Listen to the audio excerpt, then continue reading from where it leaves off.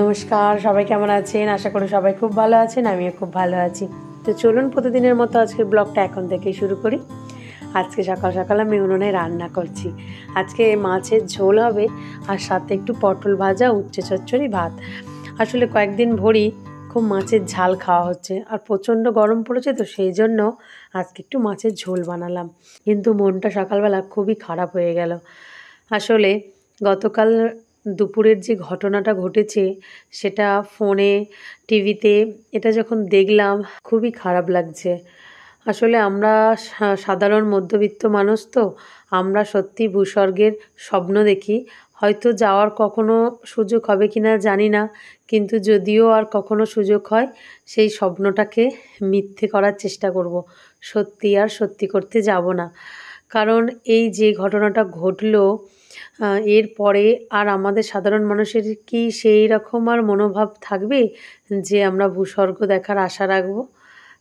যাই হোক, সত্যিই খুবই দুঃখের বিষয়। চলুন আপাতত এখন আরোহীকে আমি স্কুলে পাঠাই, তারপরে আজকে বাড়িতে অনেক কাজ আছে, কারণ আজও সকাল থেকে কলে জল পড়ছে না আর একটুও ট্যাঙ্কেও আমাদের জল নেই। মন একেই খারাপ, তার উপর এরকম অবস্থা। চলুন আর কি করা যাবে, সব কিছু মানে বাসনপত্র, জামা কাপড় নিয়ে আজকে আমাকে ঘাটে যেতে হবে, এবং শুধু তাই না, ঘাটেই আজকে আমাকে স্নান করতে হবে।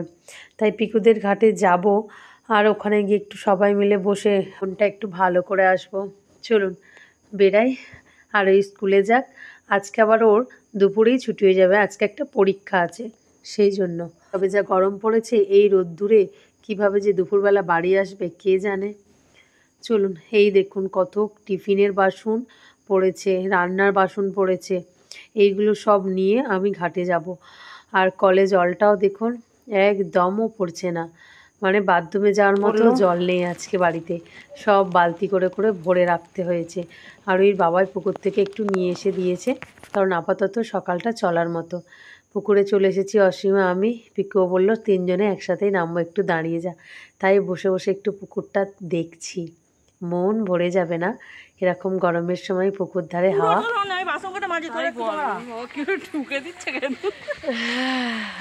কালকের আমাকে এরা মেলায় নিয়ে যায় না, আজকে আমাকে বাসি জিলিপি খাওয়াচ্ছে। তুই যাসনি কেন? কি মেলায় যাওয়ার কি কারোর মানে নোটিশ আছে, বারণ আছে কিছু? তো এলো 10টায়, তুই জানিস কি হয়েছে? 10টা এসে আর দু মাইবারে ধরেছি। শুনি আরম্ভ বলছে দু বরকে ছাড়া কি মেলায় যাওয়া যায় না? বলে যেন দু মাইবারে রেডি হয়েছিল, আমি আসতেই আরম্ভ করি। আমি বলছে পয়লা মেয়ের মেলায় নিয়ে যাবে। পয়লা মেয়ের মেলায় বাবু আমাকে আগে থাকতে বলে দিচ্ছি আমি যাবো না, তুই আর তোর বাবা চলে যাবি, আমাকে নিয়ে যাবি নি। তখন তুই যাবে না? আমি না। কালকে সুমন কি অসুখে বলছে, ও সবে ডিউটিতে গেছে, বাইক থেকে উনি বসে আছে গরমে, না ম্যাটার চেঞ্জ করে বলছে সেই দাড়ি ফাড়ি কাট। বলছে এই আজকে তো এক্ষুনি দাড়ি কেটে কী হবে? বলছে আরে বইয়েরা বাদ, মেলায় কত সুন্দর সুন্দর মেয়ে এসেছে না এই মেলাটায়। বলতেই দেখি অসুখ যাবো দাড়ি কাটতে চলে গেল রে। আমি কিচ্ছু বলিনি, আমি বলি তোরা ভালো করে বলতে জানিস। আমি সুযোগ আছে, আমি মনে করলো আরে বাবা কেন তোর বাবা চান হয় না এখনো? মানে বলছে দাড়ি কাটছে বাবা। আমার ওটা দেখে হ্যাঁ দাড়ি কাটছে, দাড়িটা কেটে আসতেই আরম্ভ করে দিই। আমি আছি তার কি হয়েছে, তুমি আজকে মেলায় যাচ্ছে, কত বউ আছে। আমরা সবাই ঘাটে বসে বসে, হ্যাঁ আমরা সবাই ঘাটে বসে বসে জিলিপি খাচ্ছি। মেলার জিলিপি রস কম দিয়েছিল না, চোবাচ্ছি আর খাচ্ছি, জলে চোবাচ্ছি আর খাচ্ছি। আর যে কলে জল নেই বলে সবাই ঘাটে ভিড়। সমানে পুকুর জল ভরে নিয়ে আসছে। কোথায়? ওদের পুকুরের জলটা তো কমে গেছে। এ তো তুফান দেখে ওই মনে চান করলো, চান করে আর দুবার বলছি বলার জন্য ঠিক আছে, লাল হয়ে যায়। আর্সেনিকের প্রভাব বেশি না এদিকে জলে। হ্যাঁ আমাদের এদিকে আর্সেনিকের বেশি, ওই জন্যই পুকুরে ঝাপ খাই জিলিপি নিয়ে। এখন খাস হয়ে যায়, বাসন মাজবে কাটবে।